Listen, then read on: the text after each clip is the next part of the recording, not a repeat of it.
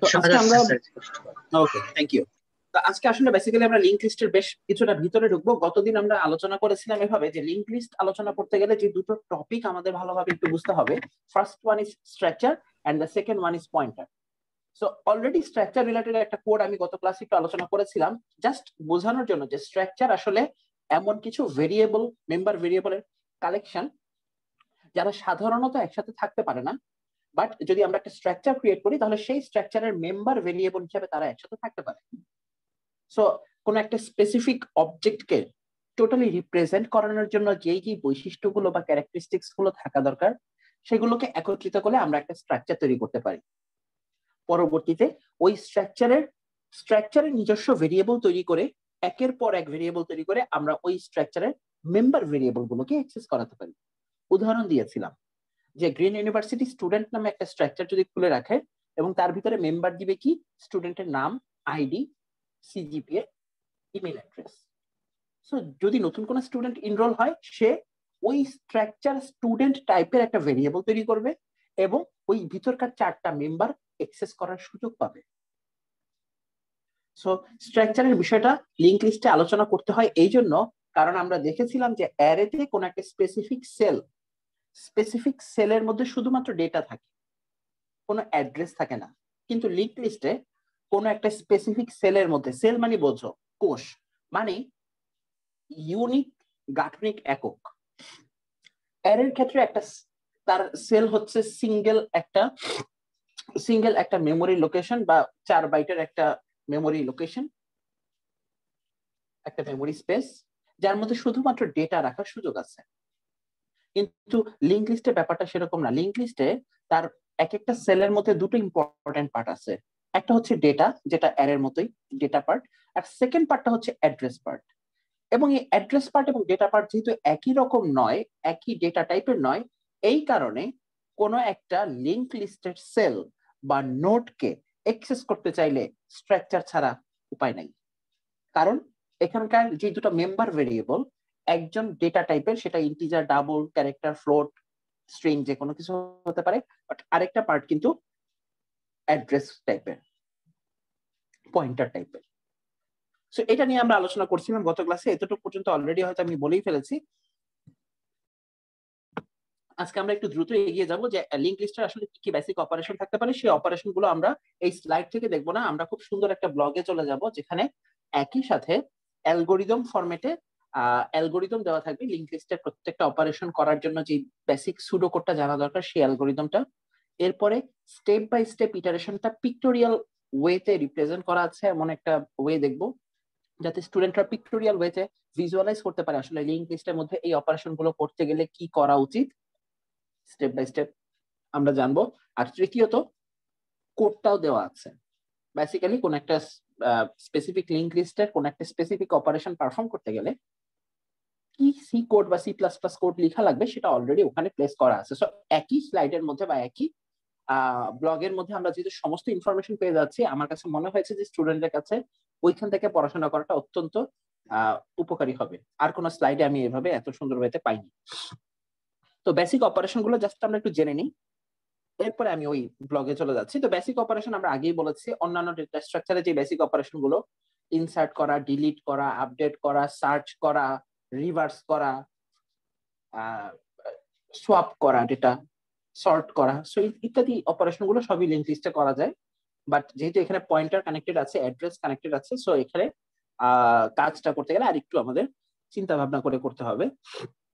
তো স্লাইড থেকে আমি জাস্ট এখনই লিভ নিব, জাস্ট আর 2 লাইন বলে নিয়ে যে একটা লিংক লিস্ট আসলে দেখতে কি রকম হয় তার জাস্ট একটা পিক্টোরিয়াল সিনারিও এখানে দেওয়া আছে। খেয়াল করে দেখো, কেউ আমাকে বলতে পারে কিনা যে এই লিংক লিস্টে আসলে বেসিক্যালি কয়টা নোড কানেক্টেড আছে? How many nodes are connected here? 4টা স্যার। 4টা। আর কোন অপিনিয়ন? 4টা স্যার। 4টা, very good. So there are 4 nodes connected with one. The first node কোনটা? 1. This is the first node. Node 2, node 3 and node 4. So what is this? Basically header file.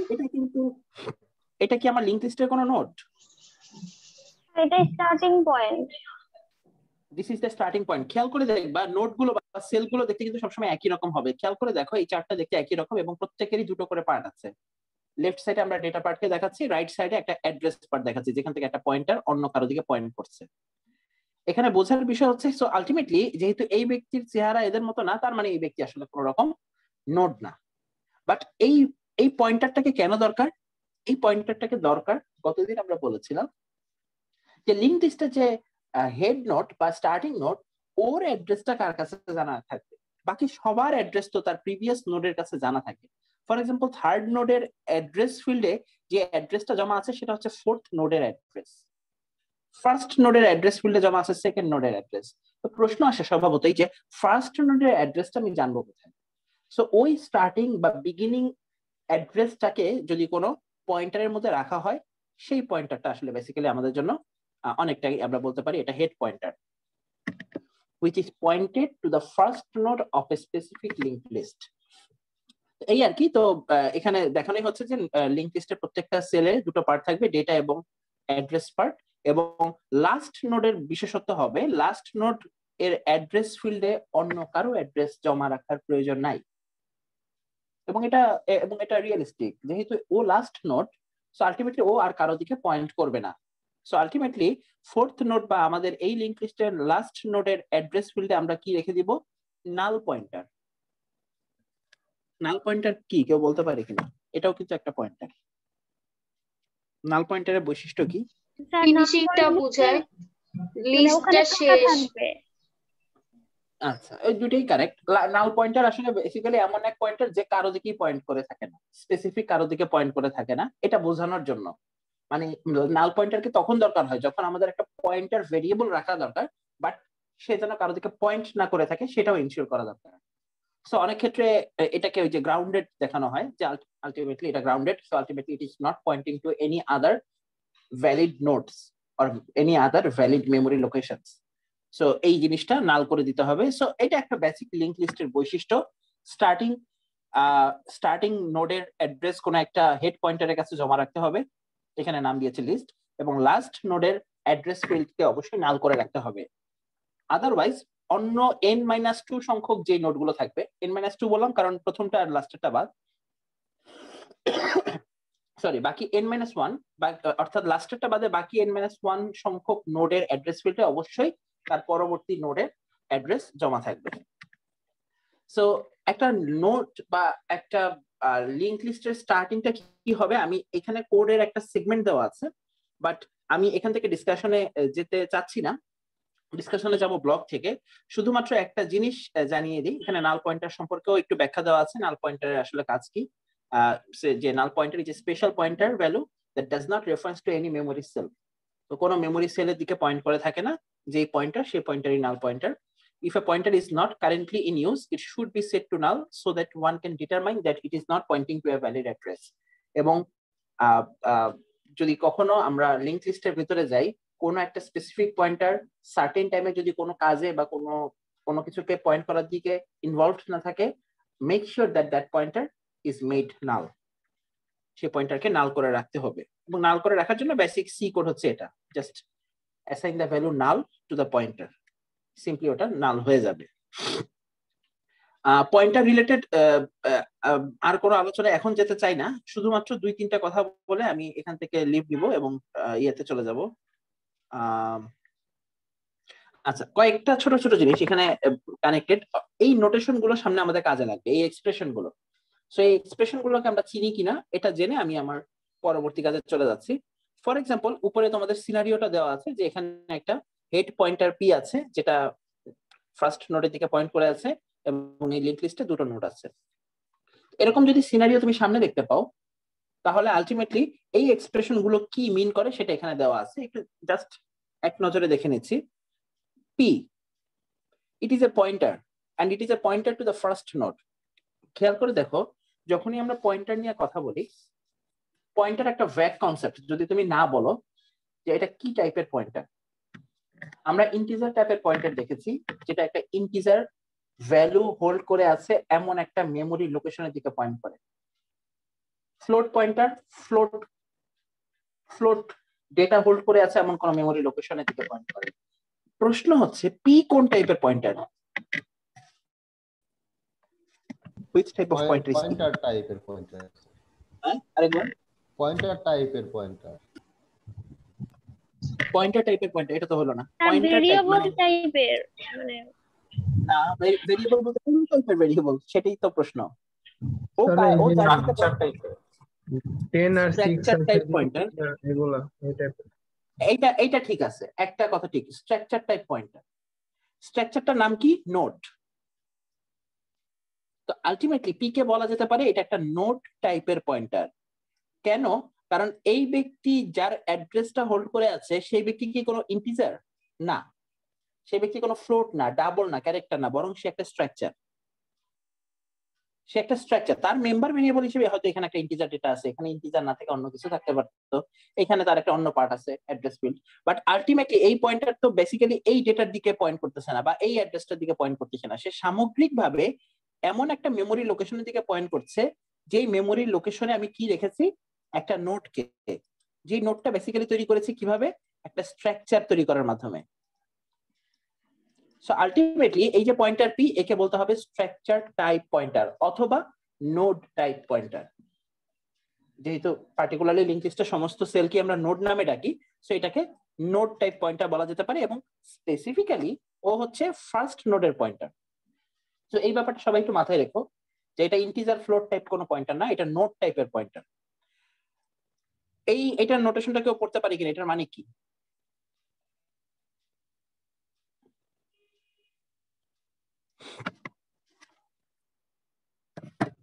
এটার মানে হচ্ছে একটা ডাটাকে পয়েন্ট করছে, একটা ডেটাকে পয়েন্ট করছে। তার মানে কি এই ডেটা যদি হয় ইন্টিজার টাইপের জিনিস, এটা কি একটা ইন্টিজার পয়েন্টার?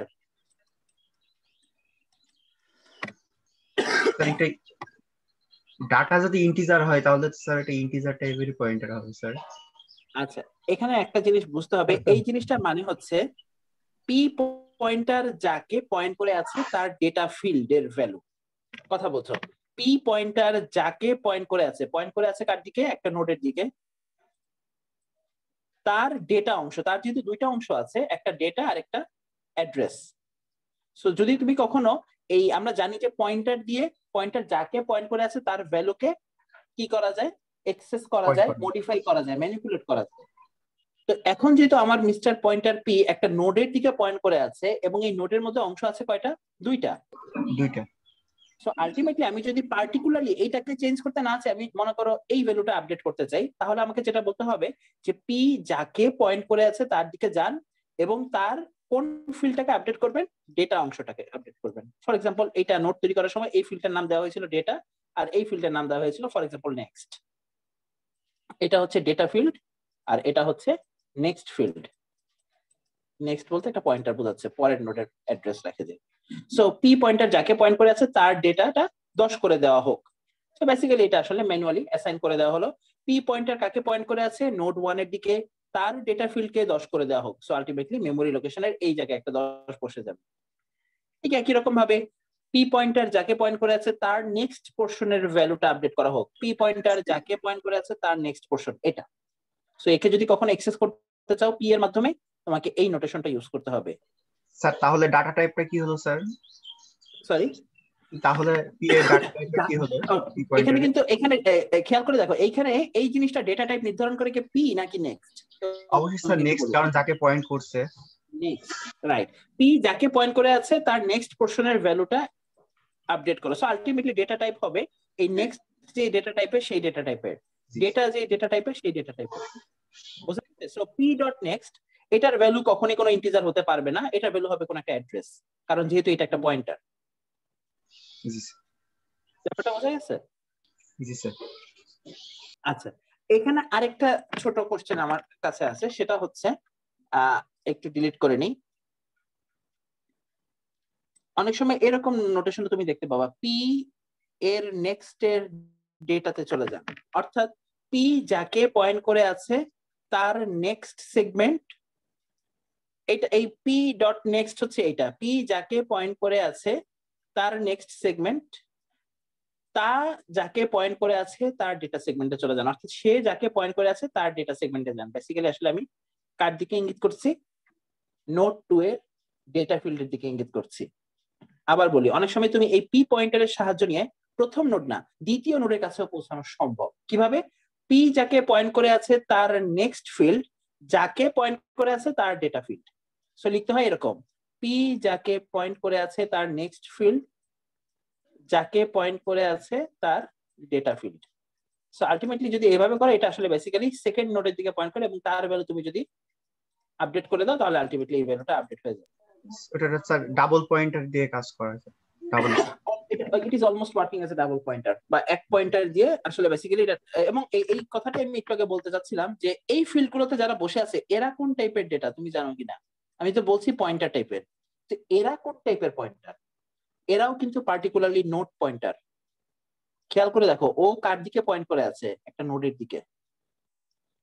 এখানে যদি আরেকটা নোড থাকতো, আলটিমেটলি ও যদি গ্রাউন্ডের দিকে নোড পয়েন্ট না করে এইদিকে পয়েন্ট করতো, তাহলে আলটিমেটলি এটা কি হতো? একটা নোড টাইপের পয়েন্টার। সো আলটিমেটলি এখানে যারা বসে থাকে এই অ্যাড্রেসটাও আসলে বেসিক্যালি একটা নোড টাইপ পয়েন্টার। সো এই পি যেই কথা, পি যেই টাইপের পয়েন্টার, বেসিক্যালি এখানকার প্রত্যেকটা নোডের অ্যাড্রেস ফিল্ডের যে পয়েন্টার, এরা দুজন সেম টাইপের, সবাই নোড টাইপের পয়েন্টার। পি পার্টিকুলারলি আলাদা, কারণ ও কোনো স্ট্রাকচারের অংশ নয়, বাকিরা সবাই এক একটা স্ট্রাকচার বা নোডের অংশ, শুধু এটুকুই পার্থক্য, আদারওয়াইজ বাকি সবকিছু সেম। এই নোটেশনটা খুব বেশি কাজে লাগবে না, খুব বেশি যদি কমপ্লেক্স কোনো কোড কখনো করতে না হয় তাহলে এই নোটেশনটা খুব একটা দরকার হয় না। এই নোটেশন গুলো জানলেই তুমি সামনে পরবর্তী অপারেশন গুলো করতে পারবে। সবাই আমাকে অনুমতি দিলে এবার আমি আমার ব্লগে চলে যাব, যেখানে আমরা সিঙ্গলি লিংক লিস্টের বেশ কিছু অপারেশন নিয়ে কথা বলবো। যাওয়া যায় কিনা? Yes, sir. জি স্যার। আমার মনে হয় যাওয়া যায়। স্যার হ্যাঁ প্লিজ। স্যার ওই অ্যারো চিহ্নগুলো ওগুলা কি বলা হয়? আসলে এটাকে অনেক সময় রেফারেন্সও বলা হয়, ঠিক আছে? রেফারেন্স বলা হয় কারণ পি যাকে পয়েন্ট করে আছে তার ডেটা, পি যাকে পয়েন্ট করে আছে তার অ্যাড্রেস। সো এটার বেসিক স্পেসিফিক কোনো নামে ডাকে কিনা এটা আমাকে একটু দেখতে হবে, আমি আসলে ওইভাবে কখনো নাম দেখি নাই, তারপরে একবার চেক করে তোমাদের জানাচ্ছি। স্যার স্ট্রাকচারে আরেকটা অপারেশন আছে ডট দিয়ে করে, স্যার ওইটা কি ডট সেম? দিয়েও করা যায়, ডট দিয়েও করা যায়। আলটিমেটলি সাধারণত আমরা যেটা করি, স্ট্রাকচারে যদি কোনো মেম্বার ভেরিয়েবল তৈরি করি, ডট দিয়ে সাধারণত অ্যাক্সেস করার নিয়ম হচ্ছে যদি বাম পাশে যে member variable, sorry structure type ভেরিয়েবলটা, সেটা যদি কোনো পয়েন্টার টাইপের না হয়ে, আমি গতদিন বলেছিলাম না যে স্ট্রাকচার টাইপের ভেরিয়েবল তুমি তৈরি করতে পারো। ফর এক্সাম্পল স্টুডেন্টের জন্য একটা স্টুডেন্ট স্ট্রাকচার টাইপ ভেরিয়েবল তৈরি করলাম। এখন ওই স্ট্রাকচার টাইপ ভেরিয়েবলটা খেয়াল করে দেখো, সে কোনো পয়েন্টার না। যদি সে পয়েন্টার না হয়ে থাকে তাহলে তুমি ডট অপারেটর ইউজ করো। যদি সে পয়েন্টার টাইপের ভেরিয়েবল হয় তাহলে তুমি এই অ্যারো সাইনটা ব্যবহার করো। খেয়াল করে দেখো, এখন আমি যাদেরকে এতক্ষণ পর্যন্ত দেখাচ্ছিলাম এখানে, তারা কিন্তু সবাই এই পাশে খেয়াল করে দেখো, আমি বলছি এর কথা। এই ব্যক্তি কিন্তু একটা পয়েন্টার, নোট টাইপ পয়েন্টার। যদি কখনো ঘটনা এরকম ঘটে তাহলে অপারেটর হিসেবে এই অপারেটরটা ইউজ করাটা যৌক্তিক। In most of the cases আমরা তখন এই অপারেটরটা ইউজ করি। পয়েন্টার যাকে পয়েন্ট করে আছে তার ডেটা। আর যদি কখনো স্ট্রাকচার হতো এরকম স্টুডেন্ট, তার মধ্যে নেম আইডি এরকম কিছু থাকে, এবং স্টুডেন্ট টাইপের দুটো ভেরিয়েবল তুমি তৈরি করো, S1 এবং S2। খেয়াল করে দেখো এই S1 S2 কি পয়েন্টার টাইপের ভেরিয়েবল? না। সো তখন তুমি কিন্তু S1 ডট H সেট করতে পারো ডট দিয়ে। সো আলটিমেটলি আসলে এই বাম পাশে থাকা স্ট্রাকচার টাইপ ভেরিয়েবল যদি পয়েন্টার টাইপের না হয় তাহলে এই ডট অপারেটরটা ইউজ করা যৌক্তিক। আর আনলেস এন্ড আদারওয়াইজ এটা যদি পয়েন্টার টাইপ ভেরিয়েবল হয় তাহলে আমরা সাধারণত এই নোটেশনটা ব্যবহার করি। ব্যাপারটা কি ক্লিয়ার হলো কিনা আমাদের? জি স্যার, ক্লিয়ার। সামনে কিন্তু কোনো জায়গাতেই, সামনে আমরা এখানে স্ট্রাকচারে যে কনসেপ্ট নিয়ে কথা বলতেছি, কোনো জায়গাতেই তোমার এখানে পয়েন্টার বাদে অন্য কেউ থাকবে না। সো আলটিমেটলি তুমি সব জায়গায় এই নোটেশনটাই দেখতে পাবে। তারপরে এটার কোনো ফর্মাল নাম আছে কিনা আমি একটু জেনে তোমাদের জানাবো, ডোন্ট ওয়ারি। আচ্ছা, লিংক লিস্ট কত প্রকার এটা কি গতদিন বলেছিলাম? লিংক লিস্ট আসলে কত ধরনের? সিম্পল আর ডাবল। বলছিলেন যে স্যার দুইটা ডাটা থাকে আবার একটা ডাটা থাকে, এরকম একটা জিনিস খেয়াল করো, আমরা একটা কথা বলতেছি যে লিংক লিস্ট একটা ডেটা ফিল্ড আছে। প্রশ্ন হচ্ছে ডেটা ফিল্ডে যে ডেটা একটাই থাকবে এমন কোনো কথা আছে? কথা বুঝো, আমার একটা লিংক লিস্ট দরকার যার একটা নোডে ডেটা অংশ তো বুঝলাম এইটা, আর এটা হচ্ছে অ্যাড্রেস ফিল্ড। এখন ডেটা ফিল্ডের যে সবসময় একটা সিঙ্গেল ডেটাই থাকতে হবে এমন কোনো কথা আছে? আমি চাইলে এখানে 3টা ডেটা রাখতে পারি না? একটা ক্যারেক্টার টাইপের 1 বাইট, একটা ইন্টিজার টাইপের 4 বাইট, একটা ডাবল টাইপের 8 বাইট রাখা যায় কিনা? মানে এই পুরোটা মিলে আমার ডেটা পার্ট। তাহলে তো স্যার এবার কনজুগেশন মেমোরি লোকেশনটা হয়ে গেল স্যার এখানে। খেয়াল করে দেখো, এটা কোনো টেনশন না। তুমি যখন স্ট্রাকচার নোড যখন তৈরি করবে, নোড নামক স্ট্রাকচারটা যখন তুমি তৈরি করবে, আগে ডেটার জন্য জাস্ট একটা ফিল্ড রাখতে, এখন ডেটার জন্য কয়টা ফিল্ড রাখবা? 3টা। একটা ইন্টিজার, একটা ক্যারেক্টার, একটা ডাবল। আর এই নোড টাইপ পয়েন্টারটা তোমার রাখতেই হবে, কারণ এটা সব সময় এই নোড টাইপ একটা পয়েন্টার অবশ্যই থাকবে। নেক্সট, আমার কথাটা হচ্ছে এই অংশটা সবসময় একটা সিঙ্গেল ডেটা দিয়ে দেখানো হয় সিম্পলিসিটির জন্য, but it is not restricted two single one data. Data part বলে একটা অংশ থাকবে, অ্যাড্রেস পার্ট বলে একটা অংশ থাকবে। সো ডেটা পার্ট যে একটা সিঙ্গেল ডেটা সমন্বয় তৈরি হতে হবে এমন কোনো কথা নেই। এই রেস্ট্রিকশন যদি থাকতো তাহলে লিংক লিস্ট নিয়ে ভালো কোনো কাজ করা যেত না। কথা বোঝো? এই ডেটা ফিল্ডকে তুমি যে কোনো ভাবে কাস্টমাইজ করতে পারো, বাট এই অংশটাকে আসলে ওইভাবে কাস্টমাইজ করার সুযোগ নেই, কারণ তাকে অবশ্যই অন্য কোনো নোডের দিকে পয়েন্ট করতে হবে। যেই নোডটা দেখতে হুবহু এটার মতোই হবে, যার মধ্যে একটা ক্যারেক্টার, একটা ইন্টিজার, একটা ডাবল টাইপ অংশ থাকবে, বাট ওর দিকে একটা নেক্সট পয়েন্টার থাকবে অথবা এটা গ্রাউন্ডেড থাকবে। ব্যাপারটা বোঝা গেছে কিনা?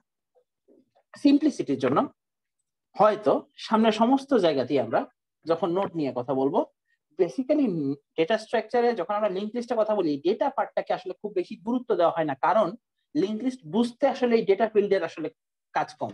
তোমরা বুঝতেই পারছো, লিংক লিস্ট বুঝতে গেলে আসলে বুঝতে হবে তার অ্যাড্রেস ফিল্ড কার দিকে পয়েন্ট করে আছে, ও কোন দিকে নিয়ে যাচ্ছে। সো এই চেইনটা ক্রিয়েট করার জন্য আসলে অ্যাড্রেস ফিল্ডটাকে নিয়ে বেশি এখানে কাজ করা হবে। But data field can be modified and can be extended or shrinked up to your requirement. যে প্রশ্নতে ছিলাম,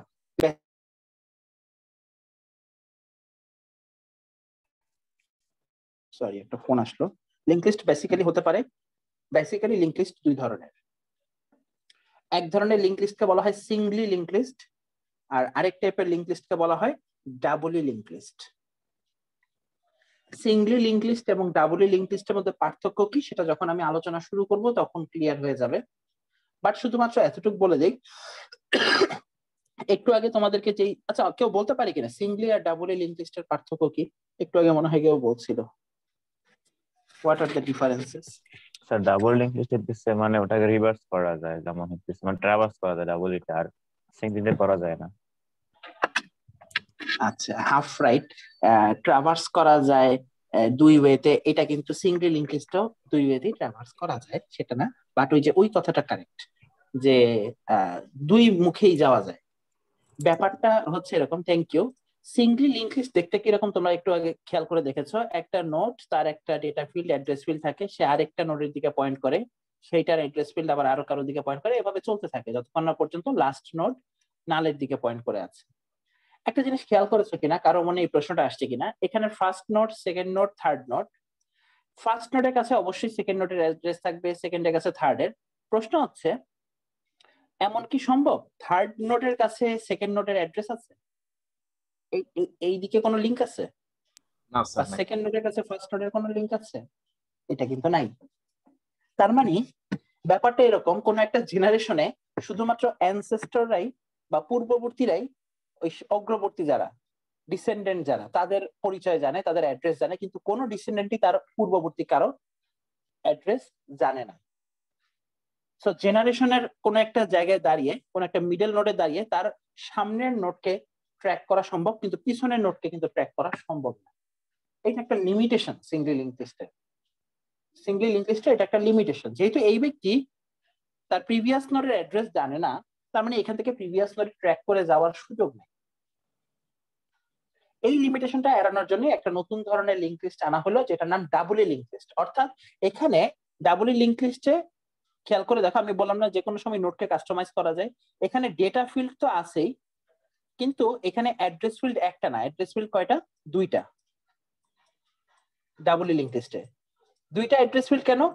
একটা অ্যাড্রেস ফিল্ড পয়েন্ট করে নেক্সট অ্যাড্রেসের দিকে, নেক্সট নোডের দিকে, আর আরেকটা অ্যাড্রেস ফিল্ড পয়েন্ট করে প্রিভিয়াস নোডের দিকে। সো আলটিমেটলি যদি কোনো জায়গায় তুমি দাঁড়ায় থাকো, কোনো একটা নোড তার নেক্সট নোডের অ্যাড্রেসও জানে, তার প্রিভিয়াস নোডের অ্যাড্রেসও জানে। তার মানে এবার টু ওয়ে কমিউনিকেট করা পসিবল। জেনারেশনের প্রথম থেকে লাস্টেও যাওয়া যায়, লাস্টের থেকে প্রথমের দিকেও যাওয়া যায়। ব্যাপারটা বোঝা গেছে কিনা? সিঙ্গলি আর ডাবল লিংক লিস্টের ডিফারেন্সটা কি?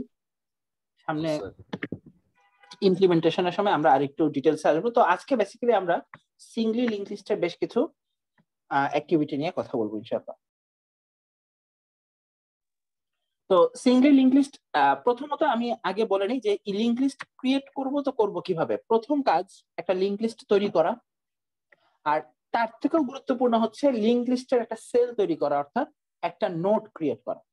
যদি আমরা একটা নোড ক্রিয়েট করতে পারি তাহলে অবভিয়াসলি আমরা ওই প্যাটার্ন ধরে বাকি সমস্ত নোড ক্রিয়েট করতে পারবো, তাই না? ব্যাপারটা আগে একটা নোড ক্রিয়েট করা দরকার। সো লিংক লিস্টে আলোচনায় প্রথম যে ইন্ট্রোডাকশনটা আমি দিতে চাই সেটা হচ্ছে একটা লিংক লিস্টের বেসিক স্ট্রাকচারটা দেখতে কিরকম হবে। একটা লিংক লিস্টের বেসিক স্ট্রাকচার তৈরি করতে হলে আগে তোমাকে একটা নোড টাইপ স্ট্রাকচার ক্রিয়েট করতে হবে, যেটা আগেই বলেছিলাম, যার মধ্যে আপাতত দুটো ফিল্ড, একটা হবে ডেটা ফিল্ড, আরেকটা হবে এই যে structure node type pointer. Structure node type pointer, যার নাম দিয়েছি আমরা নেক্সট। সো বেসিক্যালি এটাই আসলে আমাদের সেই স্ট্রাকচারটা যেটাকে যদি আমরা এখন কোনো একটা ডেটা ফিল্ড এবং আরেকটা নেক্সট ফিল্ড, সো আলটিমেটলি এখন পর্যন্ত তাকে কেউ কেনে নাই অথবা তাকে কেউ ইউজ করে নাই। যদি এই পয়েন্টার বা স্ট্রাকচার নোড টাইপ কোনো ভেরিয়েবল আমি ক্রিয়েট করি, তখনই শুধুমাত্র এইটা ডেটা সেগমেন্ট এবং নেক্সট সেগমেন্টকে অ্যাক্সেস করা সম্ভবপর হবে। সো বেসিক স্ট্রাকচারটা দেখতে হবে এরকম। এবার আসো ইন্ট্রোডাক্টরি এই স্লাইডে আসলে বেসিক্যালি তেমন কিছুই নেই, যেটা আমরা অলরেডি আলোচনা করেছিলাম সেটাই আছে, যে সিঙ্গল লিংক লিস্ট দেখতে কিরকম হবে আর তার একটা সেল দেখতে কি হবে। ঠিক আছে? সো একটা নোড বেসিক্যালি ডেটা এবং অ্যাড্রেসের কম্বিনেশনে গঠিত, এবং একটা লিংক লিস্টের বৈশিষ্ট্যই থাকবে যে তার লাস্ট নোড অবশ্যই লাস্ট নোডের অ্যাড্রেস ফিল্ড নালকে পয়েন্ট করে থাকবে, অর্থাৎ নাল পয়েন্টার দিয়ে ইনিশিয়েটেড থাকবে। আর সিঙ্গল লিংক লিস্টের বেশ কিছু অ্যাডভান্টেজ আছে। হ্যাঁ প্লিজ স্যার, একটু কি ওই কোডের দ্বিতীয় লাইনটা একটু এক্সপ্লেইন করবেন স্যার? এটা আমার একটু বুঝতে অসুবিধা হচ্ছে। এটা স্যার আচ্ছা আচ্ছা, খেয়াল করে দেখো, এখানে আমরা একটা নোড তৈরি করতে চাই, যার এই ফিল্ডে রাখতে চাই আমি আমাদের এই ডেটা স্ট্রাকচারকে তৈরি করেছি তো আসলে ডেটা নিয়ে কাজ করার জন্য। সো ডেটার জন্য একটা জায়গা থাকবে, আর দ্বিতীয় পার্টে থাকবে একটা অ্যাড্রেস। এখন এই অ্যাড্রেসটা রাখবো তো এটা কিসের অ্যাড্রেস? এটা কি কোনো ইন্টিজারের অ্যাড্রেস? কথা বুঝো না, এটা কোনো ফ্লোটের অ্যাড্রেস না। এটা হচ্ছে এই লিংক লিস্টে এই নোডের পরবর্তী যে নোডটা, সেটা তো মেমোরি একটা লোকেশন আছে না, মনে করো 4x2d এরকম কোনো একটা মেমোরি লোকেশন আসে। হ্যাঁ, বা মনে করো আমি একটা সিম্পলি হেক্সাডেসিমাল একটা অ্যাড্রেস লিখি। এখন এই নোডটা যখন তৈরি হয়েছে মেমোরির এই জায়গায় A17b, সো আলটিমেটলি এইটার অ্যাড্রেসটা নিশ্চয়ই এটা যদি আমি লিংক লিস্টের প্রথম নোড হিসেবে রাখতে চাই, ওকে যদি দ্বিতীয় নোড হিসেবে রাখতে চাই, এই নোডের অ্যাড্রেসটা অবশ্যই এই নোডের কোনো একটা ফিল্ডে রাখতে হবে, এবং সেই ফিল্ডটা হচ্ছে এই নোডের নেক্সট ফিল্ড বা অ্যাড্রেস ফিল্ড। তো আলটিমেটলি আমি বুঝতে পারছি যে এটা একটা পয়েন্টার টাইপ ভেরিয়েবল হবে। দ্বিতীয় প্রশ্ন হচ্ছে এটা কি টাইপ পয়েন্টার দিব? তাহলে জানতে হবে যে ও কার দিকে পয়েন্ট করে আছে। ও পয়েন্ট করে আছে যেন তেন কারো দিকে না, ও পয়েন্ট করে আছে ওর মতোই দেখতে আরেকটা, ওর যে ধারক এরকম একটা নোডের দিকে পয়েন্ট করে আছে, এই নোড। সো আলটিমেটলি এই পয়েন্টারটা হবে একটা নোড টাইপ পয়েন্টার। এই জন্যই খেয়াল করে দেখো, যেই স্ট্রাকচার আমি তৈরি করছি, এই যে ওই স্ট্রাকচারের একটা মেম্বার ভেরিয়েবল হচ্ছে নেক্সট, যে নিচে একটা পয়েন্টার, বাট সে কোন টাইপের পয়েন্টার? ওই স্ট্রাকচার টাইপের পয়েন্টার, নোড স্ট্রাকচার টাইপের পয়েন্টার। সো আলটিমেটলি এখন এখানে যে অ্যাড্রেসটা বসাতে পারবা, সে শুধুমাত্র ও কেবলমাত্র এমন কোন মেমোরি লোকেশনের দিকে পয়েন্ট করতে পারবে যেই মেমোরি লোকেশনে ওর ধারক ও বাহক যেই নোড, সেরকম অন্য কোনো একটা নোড তৈরি হয়ে আছে। ব্যাপারটা বুঝতে পারলাম? বুঝতে পারছি, কিন্তু স্যার আমি যদি এই যে যেরকম স্ট্রাকচারে যখন আমরা ভেরিয়েবল ডিক্লেয়ার করি, যে মনে করেন এখানে নোড টাইপের একটা ভেরিয়েবল নিছি এ বা বি, কিছু একটা নিছি, তো এইখানে যদি আমি একটা পয়েন্টার ডিক্লেয়ার করতাম, এটা তাহলে কি হতো? এইটা কি শুধুমাত্র যেমন এই সেকেন্ড ব্র্যাকেট ক্লোজের পরে যদি আমি স্যার আর কি ডিক্লেয়ার করতাম, এরপরে জি স্যার সেমিকোলনের আগে, সেমিকোলনের আগে স্ট্রাকচারের নিয়ম তো তোমরা জানো, ঠিক আছে? আলটিমেটলি আমি বুঝতে পারছি, মনে করো স্ট্রাকচার নোডের ও এখানে তো দুইটা মেম্বার ভেরিয়েবল আছে, এই সেমিকোলন শেষ করার আগে এখানে আরেকটা পয়েন্টার দিতে চাই পি, জি স্যার। তাই তো? তো আলটিমেটলি এই পয়েন্টার পি বলো কি বলতো, এই নোডের নোড টাইপ ভেরিয়েবল। আমরা আগেই বলেছি যে যে কোনো একটা স্ট্রাকচারে দুই ধরনের ভেরিয়েবল আছে, এরা হচ্ছে মেম্বার ভেরিয়েবল আর এটা হচ্ছে এই নোডকে অ্যাক্সেস করার জন্য পার্টিকুলারলি একটা ভেরিয়েবল। Excellent idea. একটু পরে আমরা এরকম ভেরিয়েবল দেখতে পাবো পয়েন্টার টাইপ। এবং খেয়াল করে দেখো এই বেসিক্যালি এই পয়েন্টার পি আর এখানকার যে নেক্সট, এরা আসলে সেম টাইপ পয়েন্টার। এই পয়েন্টার পি কি পয়েন্ট করে, কার দিকে পয়েন্ট করতে পারবে? কোন একটা নোডের দিকে। আবার এই নোডের মেম্বার ভেরিয়েবল হিসেবে এমন একটা পয়েন্টার রেখেছি নেক্সট, যে কিনা তার পরবর্তী কোন এক নোডের দিকে পয়েন্ট করতে পারবে। দে আর সেম ইউটিলিটি বিশিষ্ট পয়েন্টার। ব্যাপারটা বোঝা গেছে কিনা? সো আলটিমেটলি এই নোডের অ্যাড্রেস ফিল্ডে যে নেক্সট বসে থাকে, খেয়াল করে দেখো ও যদি কোন একটা নোডের দিকে পয়েন্ট করতে পারে, আবার এই ফার্স্ট নোডকে পয়েন্ট করানোর জন্য আমরা বলেছি না যে একটা আলাদা পয়েন্টার রেডি করতে হয়। বেসিক্যালি এই দুই পয়েন্টারের মধ্যে কোনো পার্থক্য আছে? খেয়াল করে দেখো তো, এই পয়েন্টার পি আর এই নেক্সট, এই পয়েন্টার কার দিকে পয়েন্ট করে আছে? একটা নোডের দিকে, সেটা ফার্স্ট নোড হোক আর যাই হোক, একটা নোড। আবার এই নেক্সট পয়েন্টার একটা নোডের দিকে পয়েন্ট করে আছে। দ্যাট মিন্স এরা আসলে সেম টাইপ ভেরিয়েবল, দুজনই পয়েন্টার, দুজনই নোড টাইপ পয়েন্টার। আমার মনে হয় বুঝতে পারছি। শুধুমাত্র পার্থক্যটা হচ্ছে এইখানে যাকে উল্লেখ করছে সে স্ট্রাকচারের মেম্বার ভেরিয়েবল, ও কিন্তু স্ট্রাকচারের মেম্বার ভেরিয়েবল না, বরং স্ট্রাকচার টাইপের ভেরিয়েবল। আদারওয়াইজ আর কিছু না। বাট দুজনই পয়েন্টার এবং দুজনই কোন একটা নোডকে পয়েন্ট করতে পারবে, আর কিছু না। মানে ব্যাপারটা এরকম যে তুমি এখানে চাইলে এটা লিখতে পারবা পি ডট নেক্সট, কিন্তু কখনোই এটা লিখতে পারবা না, এটা লেখা যাবে না। ব্যাপারটা বোঝা গেছে? জাস্ট এই সুবিধাটা পাওয়া যাবে না। বাট দুইজনই সেম টাইপের পয়েন্টার। এটা কেন লেখা যাবে? কারণ আমরা জানি যে স্ট্রাকচার নিয়ে যখন আলোচনা করি, যখন আমরা স্ট্রাকচারের মেম্বার ভেরিয়েবল অ্যাক্সেস করাতে চাই, তখন নোটেশনটা হচ্ছে বাম পাশে থাকবে স্ট্রাকচার টাইপের ভেরিয়েবল, ডান পাশে থাকবে স্ট্রাকচারের মেম্বার ভেরিয়েবল। দেখো নেক্সট কিন্তু স্ট্রাকচারের মেম্বার ভেরিয়েবল আর পি হচ্ছে স্ট্রাকচার টাইপ ভেরিয়েবল, কিন্তু এই নোটেশনটা ইনকারেক্ট। ঠিক আছে, এইটা ইনকারেক্ট। কারণ ডান পাশে কখনো স্ট্রাকচার টাইপ ভেরিয়েবল থাকতে পারে না, বাম পাশে কখনো স্ট্রাকচারের মেম্বার ভেরিয়েবল থাকতে পারে না। আদারওয়াইজ এই দুটোর কার্যকলাপ একদম সেম। একজনের জন্ম হয়েছে স্ট্রাকচারের মেম্বার ভেরিয়েবল হিসেবে, আরেকজনের জন্ম হয়েছে স্ট্রাকচার টাইপ ভেরিয়েবল হিসেবে।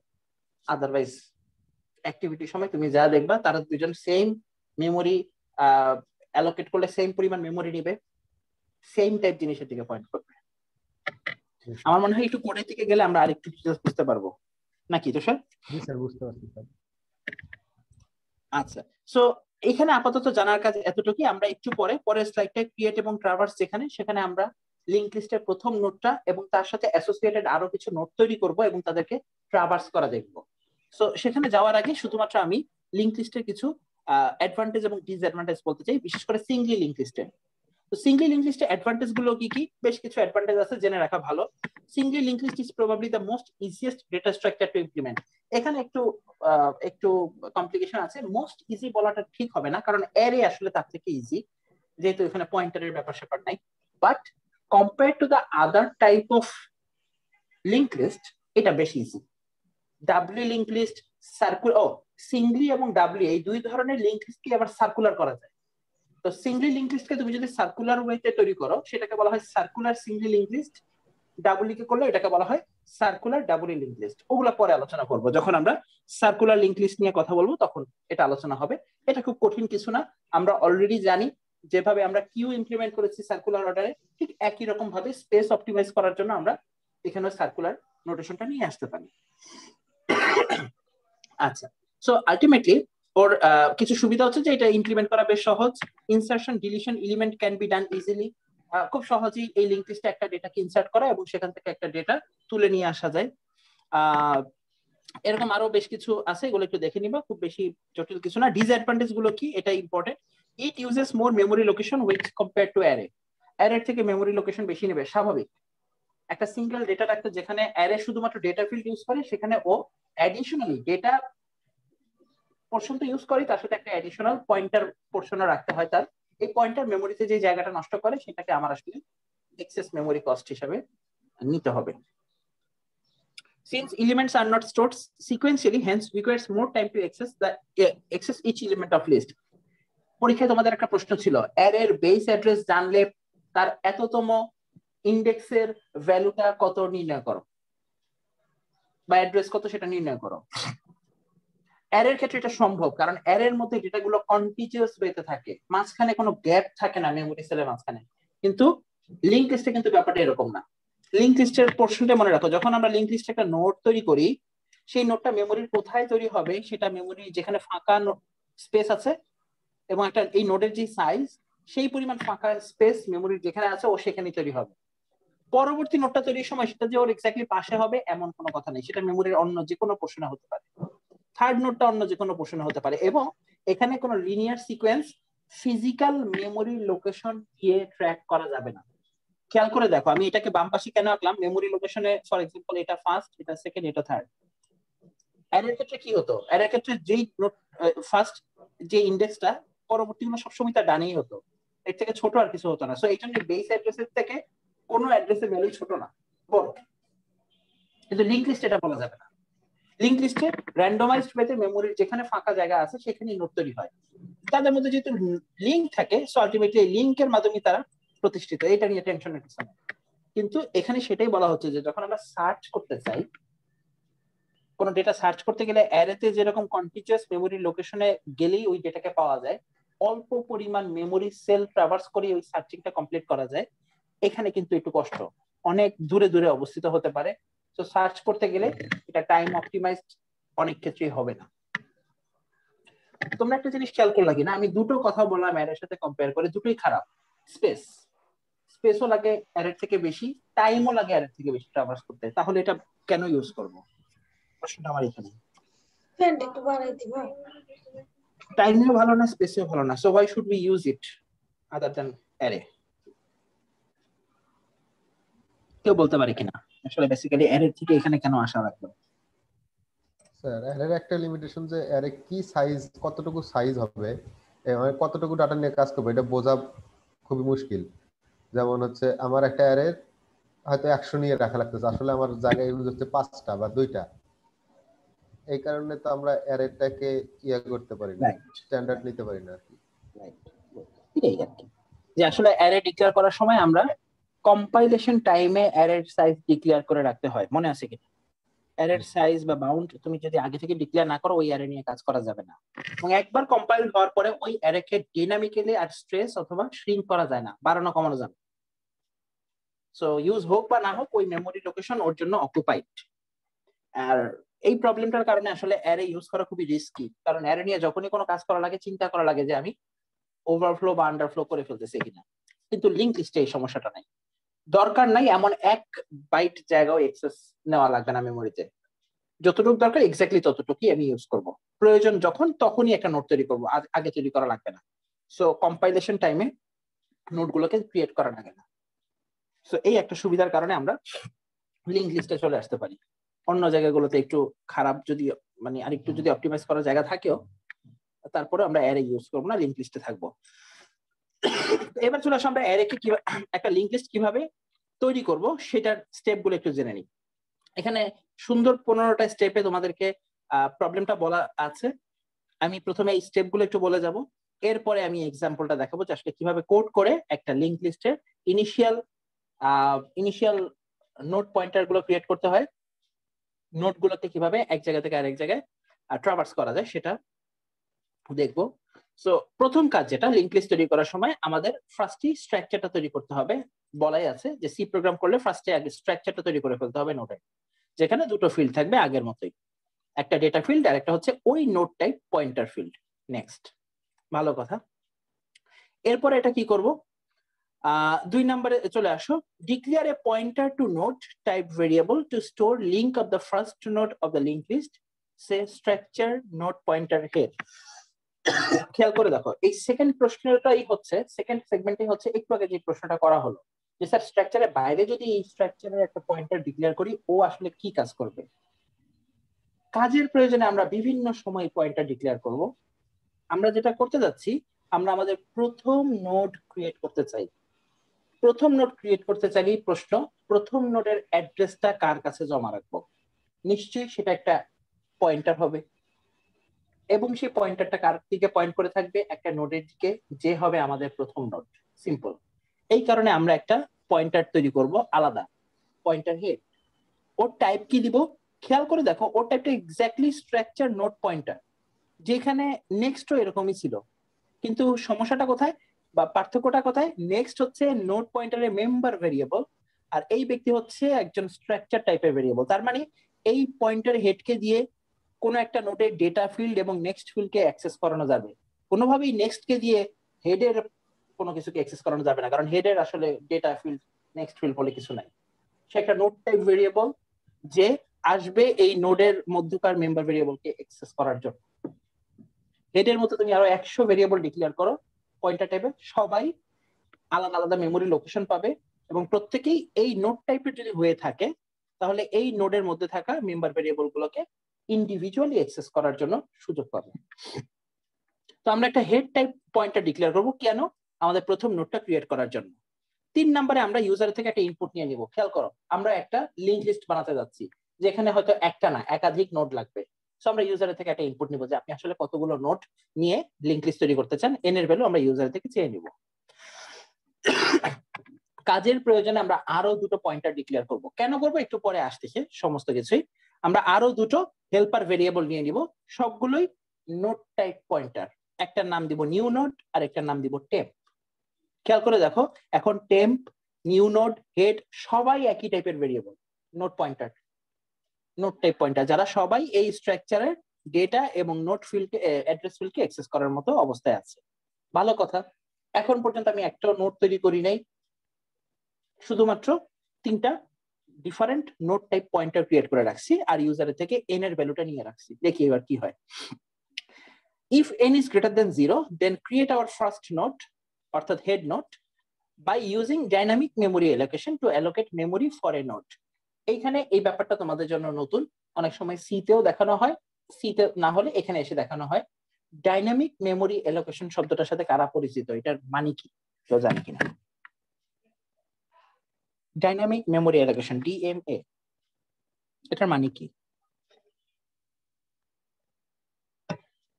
কেউ বলতে পারে না, তাই না?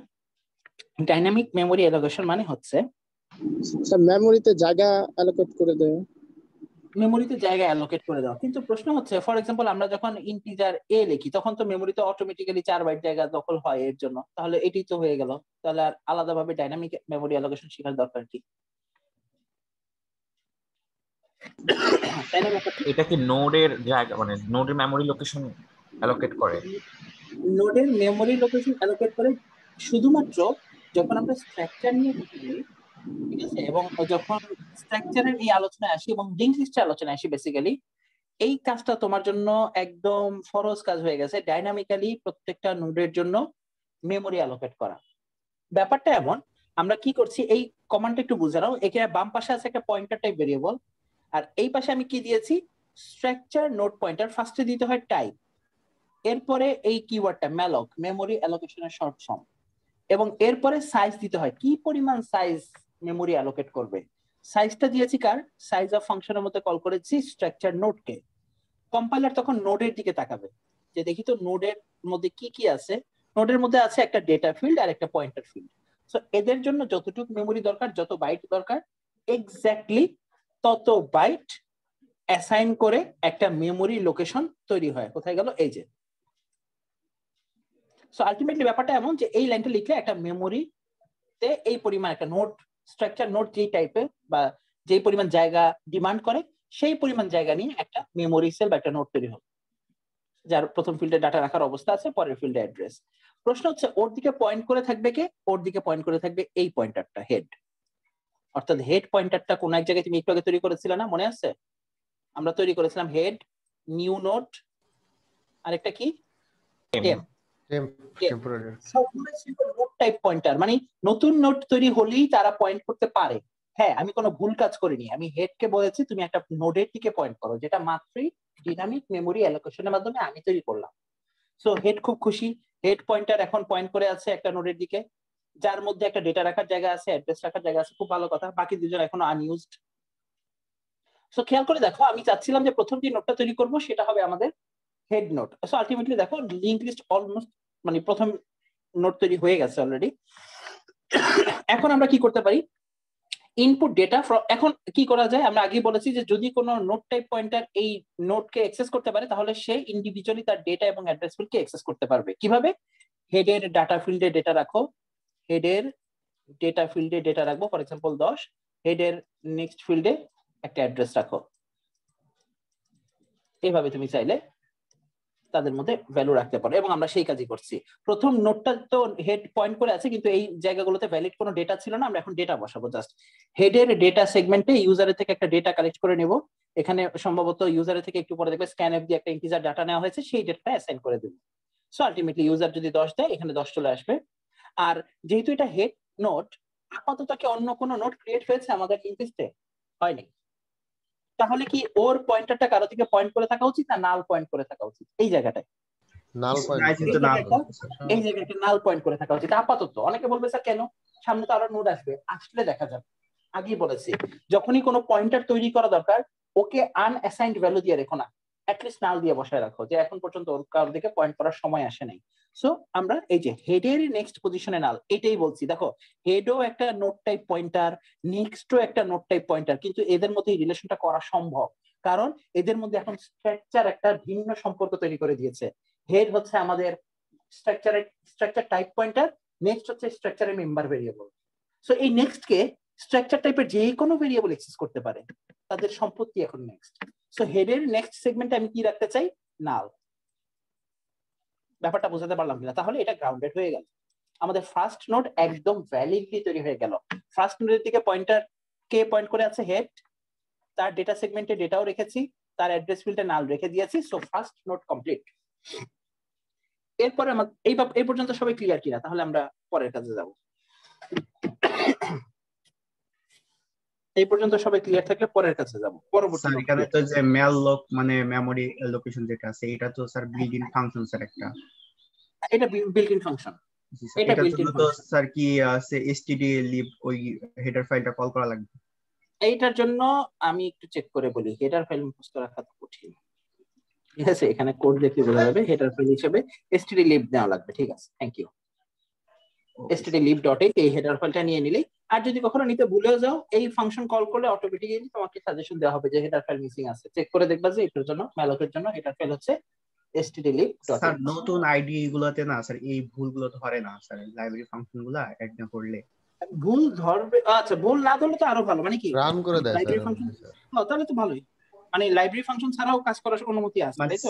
সিতে একটু অনেক আপডেট করছে তো আস্তে আস্তে। আচ্ছা আচ্ছা, আমি সবসময় যেটা বলি সেটা হচ্ছে তোমরা ওইসব আইডির জন্য ট্রাই করো যেগুলো হচ্ছে ওই যে তোমরা কোড ফোর্সেসে দেখবা ওইটা কিন্তু সি না, সি এর কম্পাইলার না। আইডি যদি তোমরা কোড ফোর্সেস বা ওই যে হ্যাকার র্যাঙ্কে যাও ওইখানে কিন্তু তোমাকে হেডার ফাইল, আমি জানি না মোস্ট অফ দ্য কেস আমার সময় তো এটাই করা লাগতো, হেডার ফাইল অবশ্যই উল্লেখ করা লাগতো। স্যার ধরতো স্যার, আমরা রান করছি, আমার প্রজেক্ট ছিল তো এখানে আমরা ওই হেডার ফাইল বাদে রান হচ্ছে কিন্তু ওখানে হচ্ছে না। পরে আমরা যখন প্রোগ্রামিং কন্টেস্টে যেতাম তখন কিন্তু আমরা একটা টেক্সট ফাইলে আগে অনেকগুলো হেডার ফাইল নিয়ে রাখতাম, কারণ ওইখানকার যে আইডি ওইখানকার আইডিতে হেডার ফাইল ছাড়া দেখা যাচ্ছে যে বিভিন্ন ইরর দিচ্ছে, এবং ইরর গুলো কিন্তু কোন হেডার ফাইল লাগবে সেটা ইন্ডিকেট করে দিত না। আমরা আগে থেকে কোড শুরু করার আগে হেডার ফাইল গুলো কোডের মধ্যে পেস্ট করে রাখতাম, যাতে কোড করার সময় বা চিন্তা করার সময় যেন অ্যাটলিস্ট এই হেডার ফাইলের চিন্তা আমার না করা লাগে।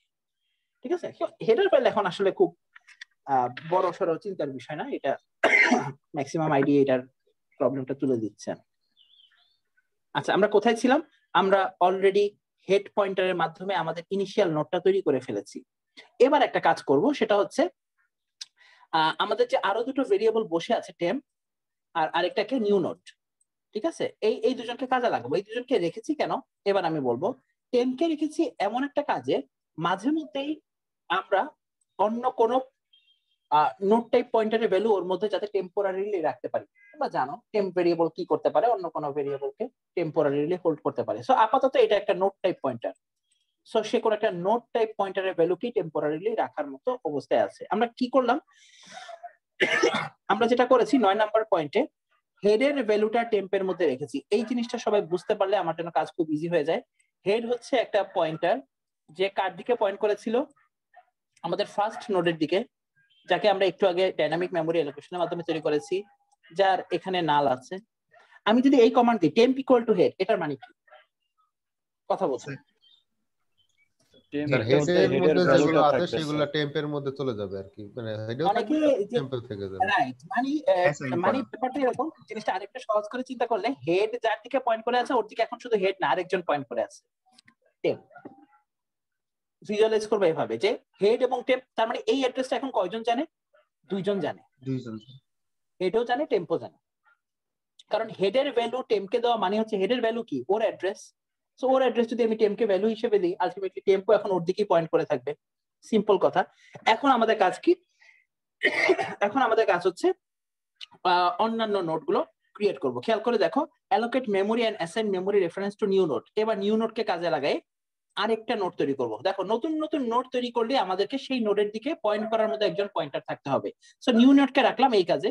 অনেকে বলবে স্যার হেডের সাহায্য কেন নিলাম না? হেডকে আলাদা করে সরাই রাখলাম কারণ আমাদের প্রথম নোটটার জন্য কাউকে ডিস্টার্ব করব না, ওকে পয়েন্ট করে থাকবে হেড। ভালো কথা, তার মানে নতুন একটা নোট তৈরি হবে, তার নাম কি? তার দিকে পয়েন্ট করে আছে কে? New node. ডাইনামিক মেমোরি অ্যালোকেশনের মাধ্যমে সে তৈরি হয়েছে, তার একটা ডেটা ফিল্ড আছে, অ্যাড্রেস ফিল্ড আছে। নিউ নোটের ডেটা অংশে আমরা ইউজার থেকে নেওয়া ডাটা রাখতে পারি, ভালো কথা রাখলাম। নিউ তার পয়েন্টার সেকশনটা নাল দিয়ে পয়েন্ট করতে পারি, ফাইন্ড। নিউ নোডের নেক্সট ফিল্ড আমরা নাল দিয়ে পয়েন্ট করে দিলাম। Now link previous node with newly created node. খেয়াল করো, এই যে দুটো নোড তৈরি হলো, যদি লিংক লিস্ট হতে হয় দুজনের মধ্যে কানেকশন থাকতে হবে। কানেকশন করবো তো করবো কিভাবে? এইটার অ্যাড্রেস ফিল্ড যে এতক্ষণ নাল হয়েছিল, তার কি এখন আর নাল হয়ে থাকা সাজে, নাকি তাকে এখন নিউ নোডের দিকে পয়েন্ট করতে হবে? কথা বলছো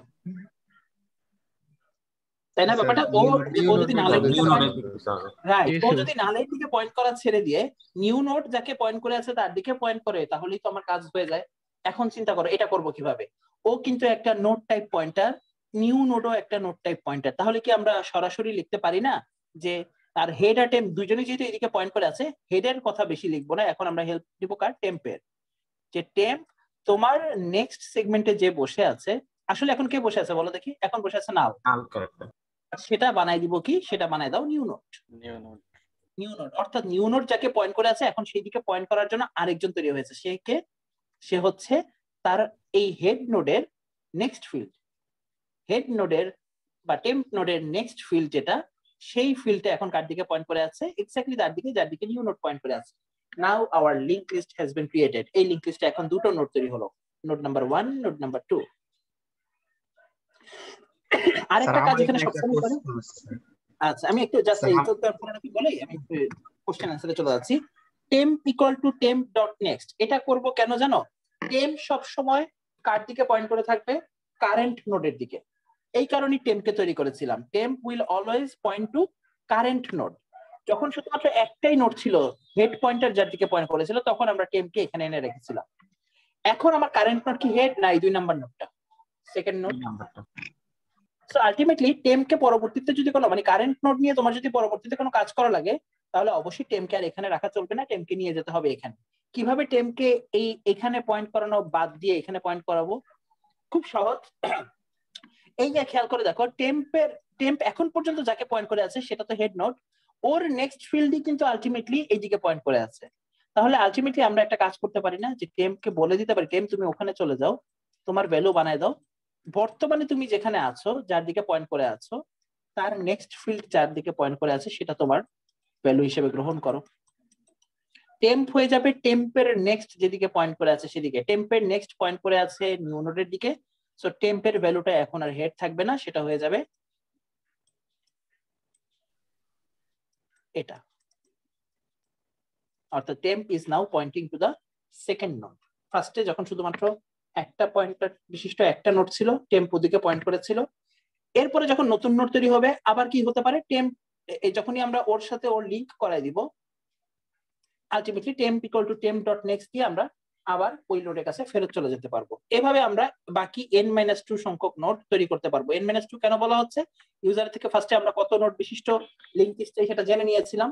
একটা নোড, দুটো নোড যখন আমরা তৈরি করেছি, বাকি n-2 সংখ্যক নোড আমরা এই প্রসিডিউর ফলো করেই, এই যে নিউ নোড থেকে যে এই যে এইখান থেকে 9 থেকে 14 কে যদি রিপিটেডলি আমরা লুপের মাধ্যমে কন্টিনিউ করি, n-2 সংখ্যক নোড তৈরি হবে এবং প্রত্যেকটা নোডের মধ্যে অটোমেটিক্যালি কানেকশন তৈরি হয়ে যাবে। কোশ্চেন নিব, এরপর আমি কোডের এক্সপ্লেনেশনে যাব। স্যার এখানে আমরা নিউ নোড দিয়ে প্রত্যেকবার আমরা নোড তৈরি করতেছি, তার মানে কি স্যার এইটা যে আমার প্রত্যেকটা নোডের একটা স্পেসিফিক নেম আছে?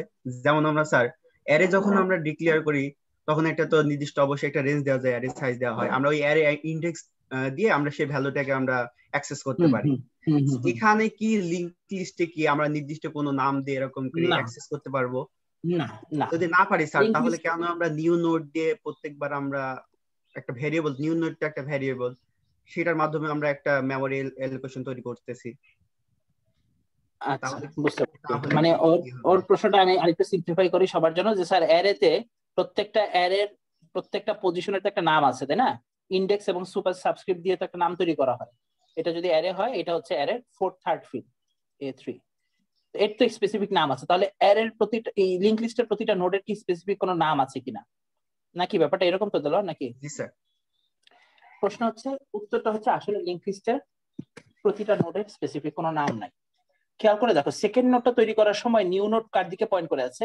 নিউ নোড আমি NN লিখি, এই সেকেন্ড নোডের দিকে। একটু পরে যখন লুপ চালিয়ে তুমি থার্ড নোড তৈরি করবা, আমি আগেই বলেছি 9 থেকে 14 পর্যন্ত যদি আমরা লুপ চালাই, খেয়াল করে দেখো নিউ নোড এরপরে কোন মেমোরি লোকেশনটার দিকে পয়েন্ট করে থাকবে? নিউলি তৈরি হওয়া নোডের দিকে। তার মানে এই নিউ নোড এখান থেকে বাদ এখানে চলে যাবে। অর্থাৎ নতুন কোন নোড তৈরি করলে প্রথমেই তার দিকে পয়েন্ট করানোর জন্য একটা পয়েন্টার দরকার। এই কারণে আমরা এই নিউ নোডকে সেই কাজে ব্যবহার করবো। তোমরা লুপ চালিয়ে যখন স্ক্যানএফ করো, যদি স্ক্যানএফ এর মধ্যে পার্সেন্টেজ দিয়ে সবসময় তোমরা নাও, একটা ভেরিয়েবল নাও এ, আলটিমেটলি খেয়াল করে দেখো লুপ যখন সেকেন্ড টাইম চলে এর ভ্যালুটাকে আপডেট হয়ে যায় কিনা? অবশ্যই যায়, অবশ্যই যায়। ভ্যালুগুলো আমরা নিচ্ছি, এবং লুপ যখন একবার ঘুরে সেকেন্ড টাইম চলে আসে, আগের বার নেওয়া ডেটাকে তুমি যদি কোনো কাজে ব্যবহার না করো, তাহলে কি ওই ডেটা থাকে না? মেমোরি ওই ডেটা ছেড়ে দেয়, ছেড়ে দিবে। কথা বোঝো? এই লুপ যদি তুমি 5 বার চালাও, প্রথমবার এর জন্য ভ্যালু সেট করলে 10, লুপ ঘুরে দ্বিতীয়বার আসলো, তুমি স্ক্যানএফ এর মাধ্যমে এর ভ্যালু নিলে 10। এই 10 কে তুমি যদি কোনো কাজে ব্যবহার না করো বা অন্য কোনো টেম্পোরারি জায়গায় রেখে না দাও, তাহলে কি এই 10 কে আর মেমোরি ধরে রাখবে? রাখবে না। কিন্তু লিংক লিস্টে ঘটনাটা সেরকম। কিন্তু লিংক লিস্টে এই নিউ নোড যখন ওকে ছেড়ে চলে আসতেছে, তার আগে তো আমরা কাহিনী ঘটাই দিচ্ছি, লিংক করে নিচ্ছি না? সো আলটিমেটলি ওর নাম যদি জানা নাও থাকে, আমি যদি কখনো নিউ নোড হিসেবে বা লাস্ট নোড মনে করো এটা করার পরে আমরা লিংক লিস্ট থামাই দিলাম, আলটিমেটলি কি আমরা এইসব জায়গায় পৌঁছাতে পারবো কিনা যদি আমাদের হেড নোডের অ্যাড্রেস জানা থাকে? কারণ হেডকে তো এখানে রেখে আসছিলাম, হেডকে তো এখান থেকে সরাই নেই। এরপরে কি করেছি? টেম্পের মাধ্যমে আমরা সব সময় আপডেটেড নোডের কাছে চলে গেছি। সো আমাদের কাছে সবসময় হেড রাখছে ফার্স্ট নোডের অ্যাড্রেস, টেম্প রাখছে একদম লেটেস্ট বা লাস্ট নোডের অ্যাড্রেস। আর হেড দিয়ে তুমি যদি একটু পর পর পরবর্তী ঘরে যাও লুপ চালিয়ে, ফর এক্সাম্পল তোমার জানার ইচ্ছা এই লিংক লিস্টের দ্বিতীয় ঘরে কে আছে, প্রশ্ন হচ্ছে দ্বিতীয় ঘরের তো কোনো নাম নাই, সে তো 2 নোডের মাঝখানে। হেড নোড প্রথম পয়েন্ট, হেড পয়েন্টার প্রথম নোডের দিকে, টেম্প পয়েন্টার লাস্ট নোডের দিকে পয়েন্ট করে। তাহলে এই নোডকে কিভাবে চিনবো? লুপ চালাও, লুপ চালিয়ে তুমি কোন একটা টেম্পোরারি ভেরিয়েবল নিয়ে এই নোডের কাছে পৌঁছাও, ওর ডেটা ওর অ্যাড্রেস ফিল্ডকে অ্যাক্সেস করো, দেখো কারা আছে। এই জন্য কি পার্টিকুলারলি ওর কোনো নাম জানা থাকা জরুরি? জরুরি না। না স্যার। স্যার লিংক লিস্টের সদস্যদের পার্টিকুলারলি আলাদাভাবে নাম বা তাদের আইডেন্টিটি জানার প্রয়োজন নেই। as long as they are part of linked list, we are happy, we can access them. Sir এখানে একটা কোশ্চেন, যদি আমার লিংক লিস্টটা অনেক বড় হয় আর আমি যদি কোনো স্পেসিফিক 4টা কি 5টা করতে চাই, তাহলে তো আমার লুপটা 4 থেকে 5 বার চালানো লাগবে। এই ক্ষেত্রে কোনো শর্টকাট নাই? 4 থেকে 5টা মানে তোমার 100 নোডের লিংক লিস্ট আছে, তুমি প্রথম 5 জনকে অ্যাক্সেস করতে চাও এরকম না, ব্যাপারটা? মাঝখানে 5 জন, ধরেন 25 30, মানে কিছু ঘর পর পর। আচ্ছা আচ্ছা, সবকিছুর জন্য শর্টকাট খুঁজতে হবে না, ঠিক আছে? তুমি আমাকে যে সিনারিওটা দিচ্ছ এটা একটা খুবই, তাই না, খুবই রেয়ার সিনারিও, যে তোমার কাজে এমন সমস্ত নোডই লাগবে যাদের মধ্যে কোনো ফিজিক্যাল তো না লজিক্যালও কোনো রিলেশন নাই, নাকি? লজিক্যালও কোনো রিলেশন নাই, তাই না? স্যার যদি ধরেন ধারার কোনো একটা ধারার কোনো প্রথম 5টা যদি এভাবে খুঁজি 100টা নোডের মধ্যে, লুপ চালাতে হবে। লুপ চালাই তোমাকে ওই ধারার যততম পদে তুমি যেতে চাও সেই পদকে লোকেট করতে হবে। শর্টকাট বলতে আমি তোমাকে অতটুকু সুবিধা দিতে পারবো যে I can assure you that all the nodes will be accessible through loop. Loop চালায় তুমি সব নোডের কাছে ট্রাভার্স করতে পারবে। তো যেহেতু যাওয়া যাবে হেড ছাড়া তো সম্ভবই না, এটা সম্ভব না, তাই না? তুমি যদি বলো যে স্যার 2 স্কয়ার বা 2 টু দি পাওয়ার n তম নোটগুলো আমার দরকার, আমি তার প্রশ্নটা বুঝতে পারছি, 2 টু দি পাওয়ার n তম নোটগুলো দরকার। সো প্রথম নোটটা হচ্ছে 0 তম বা ফার্স্ট নোট, 2 টু দি পাওয়ার 0 মানে হচ্ছে কি 1, সরি ফার্স্ট নোট, এরপরে হচ্ছে সেকেন্ড নোট, এরপরে ফোর্থ নোট, এইথ নোট। প্রশ্ন হচ্ছে হ্যাঁ ধারা তুমি তৈরি করতে পারো, কিন্তু এই যে 1 নাম্বার নোটের কাছে 2 নাম্বার নোটের অ্যাড্রেস আছে, ভালো কথা, 2 এর কাছে কি আর 4 এর অ্যাড্রেস আছে? নাই, 3 এর কাছে তো যেতে হবে। কথা বলছে এই লিংক লিস্টে যত নোটই থাকুক 4 এর অ্যাড্রেস জানে কে? শুধুমাত্র 3। এই লিমিটেশনটা তো আমাদের হাতে আছে, তাহলে 3 এর কাছে পৌঁছানো ছাড়া কি কোনোভাবেই সম্ভব 4 এর অ্যাড্রেস জানা? সম্ভব না। তার না ব্যাপারটা বুঝতে পারছো কিনা? জি স্যার। আর একটা কাজ আছে, একটু আগে তোমাদের দেখালাম না, খুব ঝামেলা করে করতে পারো, অর্থাৎ এই যে হেড নোট, হেড যাকে পয়েন্ট করে আছে তার নেক্সট যাকে পয়েন্ট করে আছে তার নেক্সট, হ্যাঁ তার নেক্সট এর ডাটা, এইটা করলে তুমি হয়তো চতুর্থ নোটের কাছে পৌঁছাবে। দেখো হেড যাকে পয়েন্ট করে আছে তার নেক্সট, সো হেড যাকে পয়েন্ট করে আছে তার নেক্সট, তারপরে যে পয়েন্ট করে আছে তার নেক্সট, এভাবে তুমি যদি এই পয়েন্টারকে কমপ্লেক্স করতে চাও ইউ ক্যান ডু ইট, এটা করলেও তুমি পারবা। কিন্তু এটা আসলে কোনো, এটা একটা ম্যানুয়াল তৈরি করো, তাই না? ওই তানহা যেরকম বলছে 25তম নোট, তাহলে এটাকে আসলে কত লম্বা করতে হবে? স্যার এইটা যদি আমি 25 বার হ্যাঁ, পয়েন্টার তুমি দেখো, তুমি আসলে যখন বাসায় আমি তোমাদেরকে কাজ দিব তোমরা রান করে দেখতে পারবা যে এই ফরম্যাটে তুমি যদি হেড নোট থেকে জাস্ট খালি reference to the next node next node next node করতে থাকো, আলটিমেটলি তুমি 25 কেন 500তম নোটে পৌঁছতে পারবে। বাট এটা কি আমার সমস্যা বাড়ালো না কমালো? প্রতিবার আমার আসলে গুণে দেখতে হচ্ছে কতবার। অবশ্যই বাড়বে স্যার। না এটা লুকটা সহজ না, হজবরল হয়ে যাবে, তাই না? এটা লুক সহজ না যে 25তম নোট দরকার। দেখো n এর ভ্যালু যদি 25 নিয়ে নাও, 25তম নোটে কিছু একটা করা দরকার। 25তম নোটের অ্যাড্রেস জানে কে? 24তম নোট।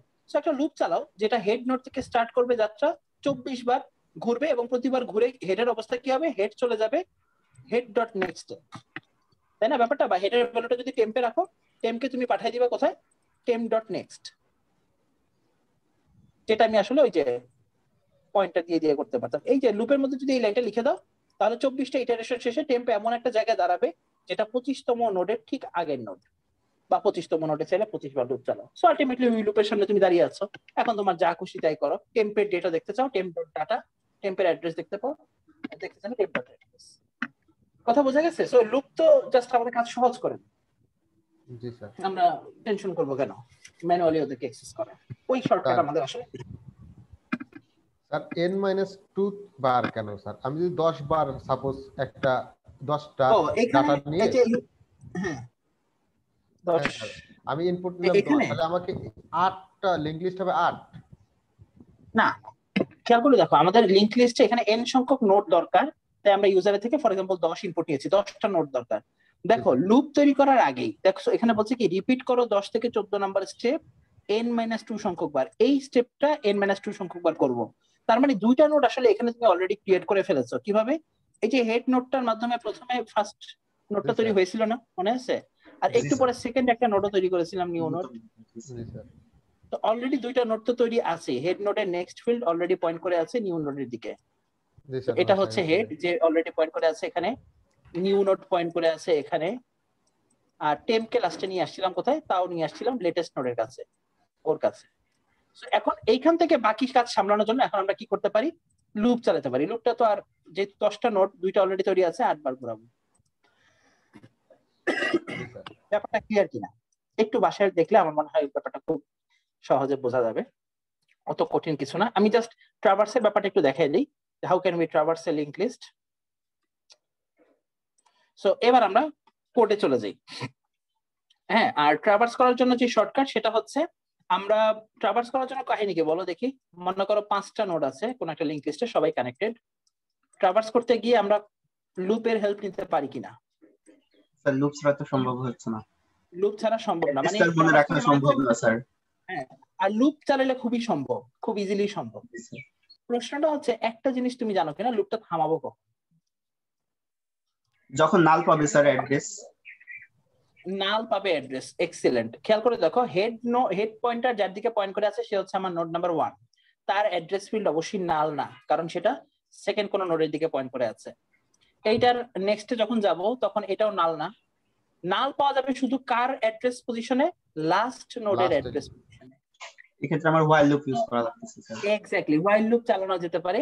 কিভাবে হোয়াইল লুপ চালাবো? ফার্স্টে হেডের ভ্যালুটা কাউকে জমা দিয়ে দিব, কাকে? টেমকে, যে টেম তুমি হাঁটা শুরু করো, এবং প্রতিবার তুমি কি করবা, হেডের থেকে তো তুমি ভ্যালু নিয়েছো, তার মানে তোমার কাছে এখন প্রথম নোডের অ্যাড্রেস জানা আছে। তুমি সবসময় দেখবা যে তোমার ভ্যালুটা নাল কিনা। যতক্ষণ পর্যন্ত তুমি নাল না ততক্ষণ পর্যন্ত তুমি কাজ চালাও। টেম বলবে ঠিক আছে, হেডের কাছে যে ভ্যালু আছে দেখি সেটা কি, হেডের কাছে জমা আছে প্রথম নোডের অ্যাড্রেস, তার মানে এই অ্যাড্রেস, এটা নাল না, তাহলে এটার ডেটা ফিল্ডটাকে অ্যাক্সেস করতে পারবে টেম। আমরা যদি এটাকে প্রিন্ট করে দেই, টেম্পের ডাটাকে প্রিন্ট করো, তাহলে কোন ডেটাটা প্রিন্ট হবে? প্রথম নোডের ডেটা। এরপরে টেমকে কি আর এই নোডে রাখবো না পাশের নোডে নিয়ে যাব? পরের নোডে নিয়ে যাব। তো পরের নোডে নেওয়ার কাজ কি? টেম্পের ভ্যালুটা চেঞ্জ করে নিয়ে যেতে হবে, এবং পরের নোডে যাওয়ার বুদ্ধি হচ্ছে টেম্পের অ্যাড্রেস ফিল্ডেই সেই নোডের অ্যাড্রেস আছে। তো টেম্প যদি পরের নোডে সে শুধুমাত্র তার কারেন্ট নোড যেই দিকে নেক্সট পোরশনে চলে যাবে এই, সো টেম্প চলে গেল এখানে। এখানে এসে সে দেখবে যে এই মেমোরি লোকেশনটা নাল কিনা, যদি না হয় ভেরি গুড, সে এটার অ্যাড্রেস ডেটা ফিল্ডটাকে প্রিন্ট করবে। এভাবে লাস্ট ফিল্ডে যখন আসবে, এটাকে প্রিন্ট করার পরে যখন টেম্প তার ভ্যালু করে দিবে temp equal to temp dot next, তার মানে টেম্পের নতুন ভ্যালু হবে টেম্পের নেক্সট, মানে এইটা আসলে নাল। এইখানে থাকাকালীন আলটিমেটলি আর লুপটা চলবে না। সো তার আগে 5 বার ঘুরে লুপটা তোমার 5টা ডেটাকে প্রিন্ট করে দিতে পারবে। ট্রাভার্স করা অত্যন্ত ইজি। আমরা কোডটাকে অ্যানালাইসিস করা যেতে পারে, জাস্ট 2 মিনিটে আলোচনা করে দিই। মেইন ফাংশনে আমরা n এর ভ্যালু নিয়ে নিচ্ছি। n এর ভ্যালু নিয়ে আমরা জাস্ট সবগুলো কাজই enter the total number of notes, কতগুলো নোট চাই ইউজার দিবে। নোট ক্রিয়েট করার কাজ আমরা একটা ফাংশনে করব, ক্রিয়েট লিস্ট, এটা ইউজার ডিফাইন্ড ফাংশন, তোমরা চাইলে এটা মেইনের মধ্যেও করতে পারতো, আলাদা করা হয়েছে। আর ট্রাভার্স লিস্ট, আমরা আপাতত দুটো জিনিসই শিখেছি, যে একটা নোট কিভাবে ক্রিয়েট করতে হয়, n সংখ্যক নোডের একটা লিস্ট তৈরি করব এবং সেটাকে ট্রাভার্স করব। আসো ক্রিয়েট লিস্ট। ক্রিয়েট করার সময় প্রথমে কি করেছিলাম মনে আছে কিনা? ফার্স্ট নোড তৈরি করব, হেড পয়েন্টার তার দিকে পয়েন্ট করাবো। এই যে হেড পয়েন্টার তৈরি করা আছে আগেই, হেড পয়েন্টার তৈরি করেছিলাম কোথায়? এইখানে। চাইলে এখানে না দিয়ে তুমি এখানেও দিতে পারো, ওদের পাশেও দিতে পারো, কোনো সমস্যা নেই। Head pointer, new node, temp সবাই স্ট্রাকচারটা node type pointer, structure node type pointer, so এখানে দিলেও সমস্যা নাই। সো হেডের মধ্যে ডাইনামিক মেমোরি অ্যালোকেশনের মাধ্যমে একটা নতুন নোডের অ্যাড্রেস জমা রাখলাম। নতুন নোডের ডেটা ফিল্ড এবং অ্যাড্রেস ফিল্ড এখনো ফাঁকা। সো প্রথমে সবসময় ডাইনামিক মেমোরি অ্যালোকেশনের একটা সমস্যা আছে, সেটা হচ্ছে তোমার মেমোরিতে মনে করো জায়গা নাই, কিন্তু তুমি কল করেছো ডাইনামিক মেমোরি অ্যালোকেশনকে। ফর এক্সাম্পল তোমার নোটটা হিউজ বড়, আমি আগেই বলেছি ডেটা ফিল্ডকে চাইলে কাস্টমাইজ করা যায়।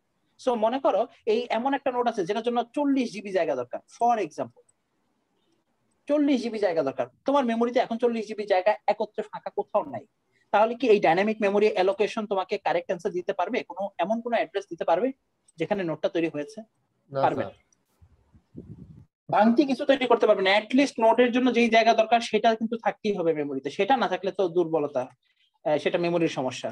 সো যদি কখনো এটা নাল রিটার্ন করে, যদি কখনো সে মেমোরিতে জায়গা দিতে না পারে, তখন সে হেডকে একটা ভ্যালু রিটার্ন করে, সেটা হচ্ছে নাল।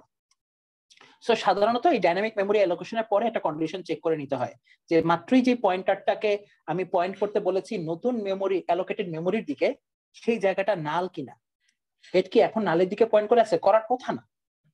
তো আমরা সাধারণত যখন কোড করবো, আমাদের পিসিতে এত লিমিটেশনস নাই, কখনোই এটা নাল রিটার্ন করে না।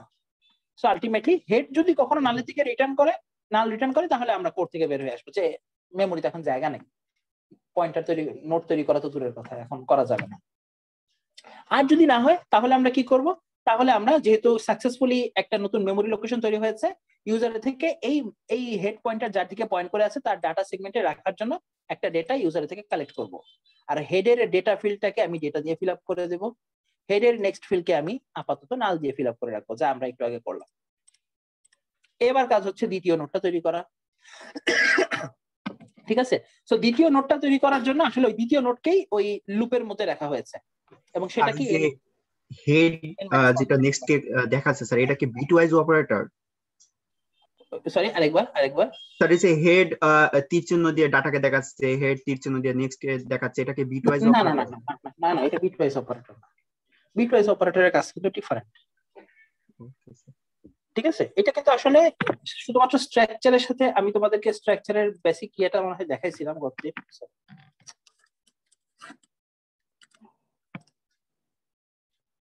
এটা স্যার নতুন আমার কাছে, আমরা এমন জিনিস দেখি নাই। আমি একবার তারপর চেক করাই দিই, ঠিক আছে? স্ট্রাকচারের এই ইয়েটা স্লাইডটা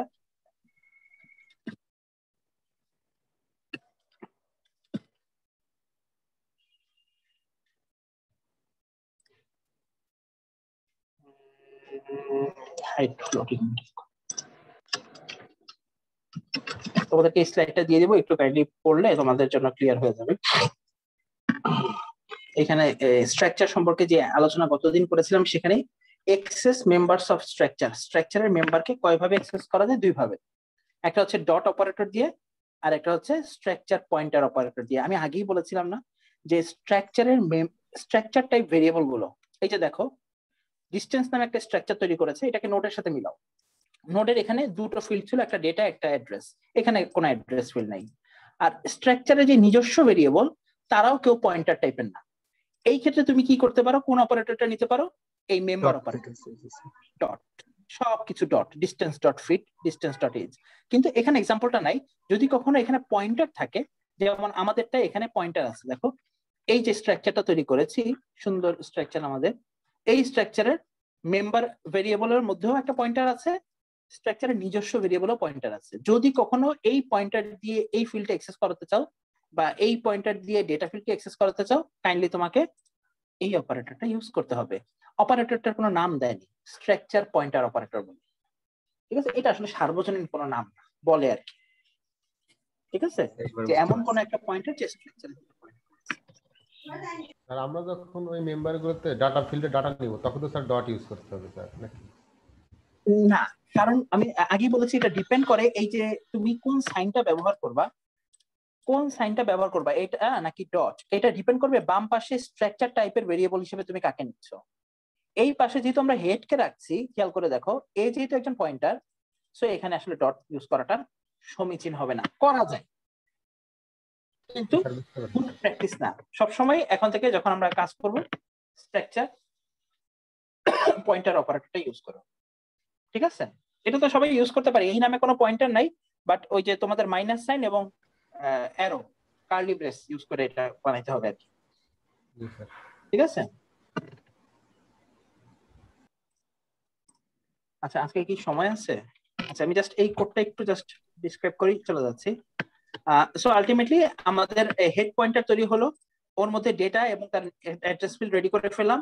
এবার কারেন্ট নোডটাকে ঠিক করার জন্য আমরা টেম্পকে নিয়েছি। সো এখন পর্যন্ত আমাদের কারেন্ট নোড হচ্ছে হেড যার দিকে পয়েন্ট করে আছে সেই, সো হেডের ভ্যালু টেম্পকে দিয়ে রাখবো। সো এখন আমাদের একমাত্র নোডের দিকে পয়েন্ট করে আছে দুইজন, হেড নিজে এবং টেম্প। এবার লুপ চালাবো। তোমাদের ওখানে বলেছিলাম যে ওই প্রসেসটা রিপিট করতে হবে n-2 টাইমস, কিন্তু ওই যে একবার আমরা দেখাচ্ছি ওই একবার যেহেতু লুপের মধ্যে দিয়ে দিচ্ছি, সো এই লুপটাকে আমরা চালাবো কতবার? n-1 টাইমস, মানে আরেকবার বেশি। ব্যাপারটা বোঝা গেছে কিনা? n মানে একবার নোড তৈরি করেছি হেডের মাধ্যমে, আর এই n-1 সংখ্যকের জন্য আমরা লুপ চালাবো। সো টোটাল n সংখ্যক এলিমেন্টের জন্য n সংখ্যক নোড আমাদের তৈরি হবে। কিভাবে এই লুপটা চলছে প্রত্যেকবার আমরা খেয়াল করে দেখো, ওই যে যেটা বললাম স্ক্যানএফ করে যেভাবে তুমি একটা ভেরিয়েবলের মধ্যে ভ্যালু নাও, তো ডাইনামিক মেমোরি অ্যালোকেট করে সে অ্যালোকেটেড মেমোরিকে পয়েন্ট করার জন্য একটা পয়েন্টার রাখছি নিউ নোড নাল কিনা সেটা চেক করছি, কারণ মাত্রই তার মধ্যে ডাইনামিক মেমোরি অ্যালোকেট করেছি, পসিবিলিটি আছে কখনো মেমোরি অ্যালোকেট হয় নাই, সো না হলেই নাল রিটার্ন করবে, যদি না করে তাহলে আমরা সাকসেসফুলি মেমোরি পেয়ে গেছি। এবার আমরা এই মেমোরিতে নতুন নোডের জন্য আগে ডেটা নিব আগের মতোই এবং তার অ্যাড্রেস ফিল্ড নাল করে দিব। সো নতুন নোড তৈরি হলো, কিন্তু আগের নোডের সাথে তার এখনো কানেকশন তৈরি হয় নাই। কানেকশন করার জন্য কি করতে হবে? আগের টেম্প যেখানে আছে টেম্পের নেক্সট ফিল করে দিতে হবে নিউ নোড, টেম্পের নেক্সট ফিল করে দিব নিউ নোড। টেম্প তার দায়িত্ব পালন করে নতুন নোডকে নিজের ভ্যালু বানায় ফেলবে। So temp equal to temp dot next, যাতে টেম্প লেটেস্ট নোডের দিকে পয়েন্ট করতে পারে। এই লুপ যতবার ঘুরবে ততবার নতুন নতুন নোড তৈরি হবে এবং আলটিমেটলি প্রত্যেকটা নোড প্রত্যেকের সাথে কানেক্টেড থাকবে। এই কারণে প্রত্যেকের এই নেক্সট ফিল্ড যেহেতু নিউ নোডের দিকে পয়েন্ট করানো হচ্ছে। এটা কি আমরা বুঝতে পারলাম কিনা? বাসায় গিয়ে একবার প্র্যাকটিস করা যাবে না? আমি রিকোয়েস্ট করবো সবাইকে যে কেউ কোড না দেখে জাস্ট অ্যালগোরিদম দেখে কোডটা আগে একবার নিচে করা ট্রাই করো। আটকে গেলে আমাকে আগামী দিন দেখো, ভুলেও এই কোডের দিকে এখন তাকেও, তাহলে প্র্যাকটিসটা হবে না, ঠিক আছে? ও দিয়ে দিছে, বিপদে বলে দেখো। ট্রাভার্স কিভাবে করতে হবে? খুবই সহজ কাজ, একটা নোড পয়েন্টার টেম্প রাখবো। আচ্ছা, হেডই যদি কখনো নাল থাকে, অর্থাৎ তুমি যদি কোনো নোড ক্রিয়েট না করে, ফর এক্সাম্পল এই যে এখানে মেইন ফাংশনে দেখো, মেইন ফাংশনে তুমি যদি ক্রিয়েট লিস্টকে ক্রিয়েট না করেই তুমি যদি ট্রাভার্স লিস্টকে ডাকো, তাহলে আলটিমেটলি ঘটনা কি দাঁড়াবে? ঘটনা দাঁড়াবে হচ্ছে গিয়ে এই লিংক লিস্টে কোনো নোডই নেই। আর এটা বোঝার উপায় কি? তখন যে হেড পয়েন্টার আছে, এই হেড পয়েন্টার আসলে নালের দিকে পয়েন্ট করে থাকবে। সো আলটিমেটলি তুমি যদি কখনো ট্রাভার্স করতে চাও, একবার চেক করে দেখা জরুরি যে টেম্প, যেহেতু টেম্পকে হেডের দিকে তখনই পয়েন্ট করাবো যখন হেড নিজে নাল না হবে। হেডই যদি নাল থাকে তার মানে এই লিংক লিস্টে আর কোনো নোড নাই, উপরন্তু হেড হেড হেড কারো দিকে যদি পয়েন্ট করছে না, এই লিংক লিস্টে একটা সিঙ্গেল নোডও নাই। বাট যদি এই ঘটনা না ঘটে, তার মানে এই লিংক লিস্টের মধ্যে অ্যাটলিস্ট একটা হলেও নোড আছে। আমরা হেডের ভ্যালু টেম্পকে দিয়ে দিব এবং ততক্ষণ পর্যন্ত লুপ চালাবো যতক্ষণ পর্যন্ত টেম্প নাল না হচ্ছে। একটু আগে দেখিয়েছিলাম temp equal to temp dot next করে করে সামনে যাব, লাস্ট নোডের কাছে গিয়ে দেখা যাবে যে এটা তার অ্যাড্রেস ফিল্ডে নাল আছে। সো টেম্প নিজে নাল হয়ে যাবে এবং বোঝা যাবে যে এটা আমরা লিংক লিস্টের সর্বশেষ নোডের কাছে পৌঁছে গেছি। That's it. যতক্ষণ পর্যন্ত এই কাজ চলতে থাকবে ততক্ষণ পর্যন্ত আমরা যেই নোডে দাঁড়িয়ে আছি, টেম্প যেই নোডে দাঁড়িয়ে আছে সেটার ডেটা ফিল্ডকে অ্যাক্সেস করাবো। আলটিমেটলি একবারে লাস্ট নোডের কাছে আসা পর্যন্ত প্রত্যেকটা নোডের ডেটা ফিল্ড প্রিন্ট হবে এবং সর্বশেষ নোডের কাছে এসে এই লুপটা এক্সিট করে চলে আসবে। তো আজকে আরো কিছু আলোচনার ইচ্ছা ছিল, কিন্তু আজকে আর আলোচনায় যাচ্ছি না। আগামী দিন আমরা একটু দ্রুত এগিয়ে যাব।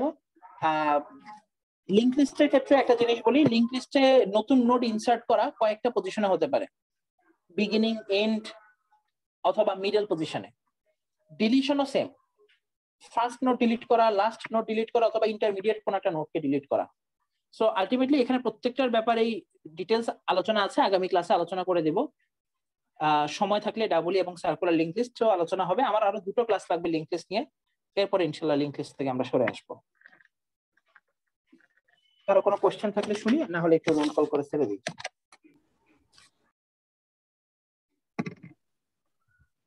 বাসায় সবাই একটু প্র্যাকটিস করতে পারবো ইয়েটা, কোডটা একবার রান করে দেখা যাবে? জি স্যার, করব স্যার, আজকে প্র্যাকটিস করব স্যার।